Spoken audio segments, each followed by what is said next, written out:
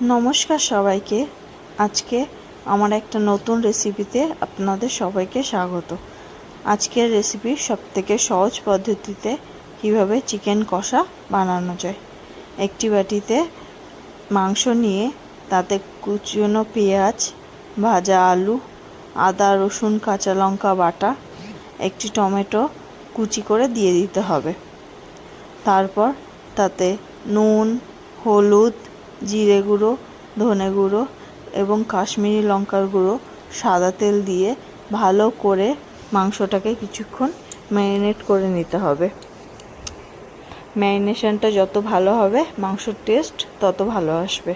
Marinate করে মাংসটা 2 ঘন্টার জন্য ফ্রিজে রেখে দিতে হবে। তারপর একটি কড়াইতে সাদা তেল নিয়ে তাতে জিরে, গোটা গরম মশলা ফোড়ন দিয়ে ম্যারিনেট করা মাংসটা তাতে দিয়ে দিতে হবে। কিছুক্ষণ নাড়ার পর তাতে বাটি ধুয়ে সামান্য জল দিতে হবে। ব্যাস, এখানেই অর্ধেক কাজ শেষ।